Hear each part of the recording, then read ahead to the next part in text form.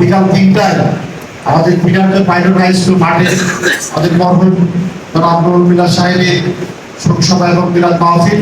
এখানে আপনারা সকলে উপস্থিত থাকবেন এবং সব আমাদের বিএনপি নেতাকর্মী যারা আছে, আমাদের যারা জনগণ আছে, সবাইকে আপনারা দাওয়াত দিবেন।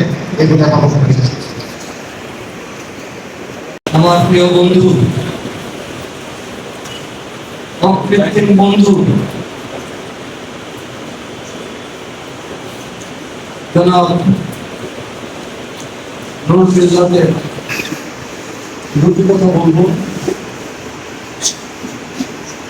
আমার প্রিয় ভাইরা, দল বেঁধে বিপুল উৎসাহের সাথে যান। ওই মিটিং গুলো থাকে কোন সময় জেলা কমিটি, কোন সময় বিভাগীয় কমিটি, কোন সময় উপজেলা কমিটি, ইত্যাদি ইত্যাদি। আর আমার যে মিটিং হবে সেটা একান্তভাবে অঞ্চলের মানুষের লোকসান হবে। আমার প্রিয় ভাইয়েরা, কেমনে মালিক আসতেছে 22 তারিখ, মালিক আসতেছে, মালিক হইব তারেক রহমান। আর আমরা কর্মীরা যাব,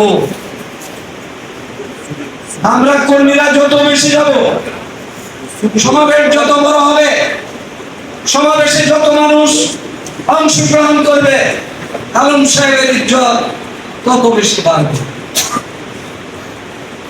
সমাবেশে যত মানুষ যাবে, আলম সাহেবের হাত তত বেশি শক্তিশালী হবে। এখন আপনাদের কাছে আমার আহ্বান, আলম সাহেবের হাত শক্তিশালী করবেন না দুর্বল করবেন? শক্তিশালী করবেন, জুড়ে বলুন।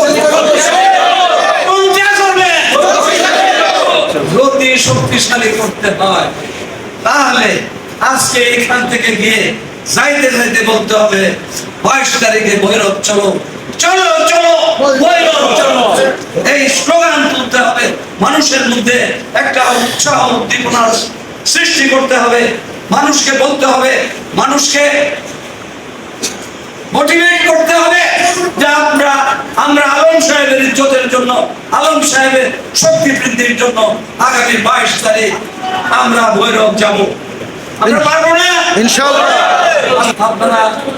আপনারা সার্থক হোক, আপনাদের ইচ্ছা বাস্তবে হোক। আল্লাহ আপনাদেরকে ভালো রাখুন। আর সর্বশেষে আমি জনাব নুরুল মিল্লাতের আত্মার মাগফিরাত কামনা করে আমার বক্তব্য শেষ করতেছি। আসসালামু আলাইকুম ওয়া রাহমাতুল্লাহি ওয়া বারাকাতুহু।